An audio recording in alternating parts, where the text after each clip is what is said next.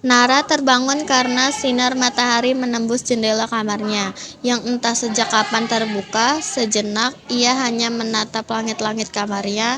Matanya masih terasa sembab, sisa tangisan tadi malam. Kemudian Nara terbangun dan duduk di sisi ranjang kecilnya.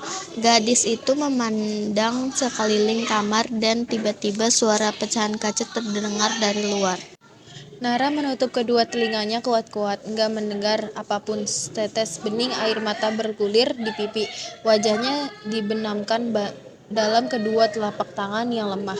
Rasa ia sudah tak sanggup lagi hidup dalam situasi seperti ini. Tak kuat hidup dalam lingkaran kesedihan yang mengiringnya menuju kegilaan.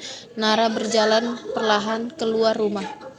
Di antara jalanan sepi, sambil menundukkan kepala seolah malu dunia melihatnya. Ia menatap sunlight hitam di antara bayang-bayangan pepohonan dan rumah.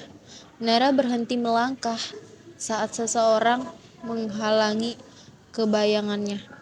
Ada yang ingin saya katakan kepadamu. Orang itu mulai berbicara kepadanya. Nara mendongak, wajahnya terasa familiar. Kenapa? Gadis itu bertanya dengan wajah datar, tapi Nara hanya diam. Kenapa kamu harus lahir di dunia ini? Ia memulai membentak. Gadis itu melayangkan tampaknya tangannya ke pipi Nara. Pergi kamu! Nara tak sanggup menatap lawan bicaranya. Ia hanya memegang pipinya yang terasa nyeri karena tamparan barusan. Hilanglah dari dunia ini, dasar penghancur keluarga orang. Hardik gadis itu. Nara terisak diiringi suara teriakan gadis itu di telinganya. Tetesan bening meleleh merayapi sudut wajahnya. Nara adalah anak perempuan biasa yang hidup dengan kasih sayang utuh dari orang tua. Ia hidup berkecukupan, bahkan lebih semula dari ia mengira hidup dalam zona kesempurnaan. Tetapi ternyata semua itu hanya hayalan. Ayahnya ternyata seorang pria yang telah berkeluarga. Saat itulah ia menyadari ibunya adalah istri kedua ayahnya. Keluarganya tidak diinginkan oleh orang. Ibunya dianggap wanita yang tak punya harga diri. Tidak ada yang sudi berbagi nafas dan tempat dengan keluarga Nara. Mereka tidak pernah mau tahu separah apakah kerusakan jiwa yang mendera orang yang pernah cemooh. Pertama, ayah Nara adalah sahabat dekat ibu Nara. Sahabat dekat yang saling mengikat janji satu sama lain, duduk di bangku sekolah untuk tidak mengkhianati. Begitu istri pertama ayahnya mengetahui apa yang telah terjadi, ia tentu syok berat. Suami yang ia cintai berpaling dirinya. Sahabat yang paling ia percaya mengkhianati dalam waktu yang sama.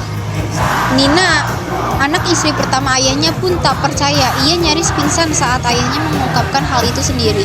Selanjutnya, teror mulai berdatangan sebagai tanda balas dendam. Mulai dari pecahnya kaca jendela di rumah hingga lemparan api untuk rumahnya. Nak, Lamunan Nara terhenti. Gadis itu tetap diam memandang kosong. Nara sayang, kamu ada di dalam kan?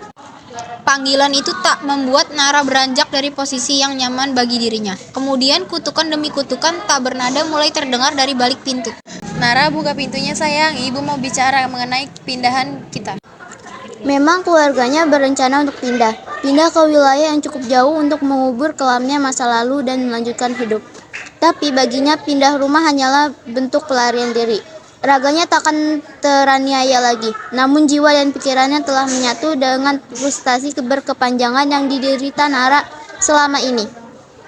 Ia tetap tidak akan hidup dalam damai seperti sebelumnya. Nara bergeming dalam pikirannya yang kalut. Ia mengingat Nina. Gadis itu ingin ia lenyap dari dunia ini. Ia ingin Nara musnah. Nara tahu apa artinya itu. Nara memandangi tubuh kakunya yang ditumpahi tangisan dan penyesalan yang terlontar dari ayah dan ibunya. Ia tergenun dan mengingat kejadian yang terasa begitu cepat. Awalnya ia berniat memutuskan urat nadi tangan kirinya dengan putih hijau kesukaannya.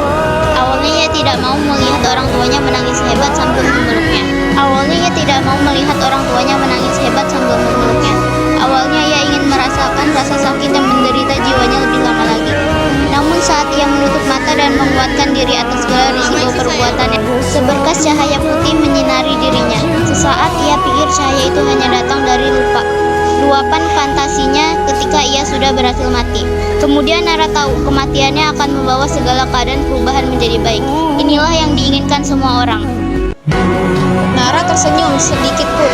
Ia tak merasakan kesedihan, ia hanya merasakan gema bebas dan damai berdengung dalam pikirannya. Sekarang, ia tak perlu lagi menerima berbagai bentuk kekerasan mental dari orang-orang di sekitarnya. Ia sudah bebas dan hidup dalam kedamaian yang dirindukan.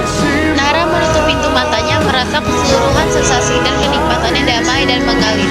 Di sekujur tubuhnya, berbekas-bekas cahaya itu kembali datang yang menyinari tubuhnya. Menuntun gadis kecil itu menuju dimensi lain, dimensi yang akan membawanya menuju ke abadian.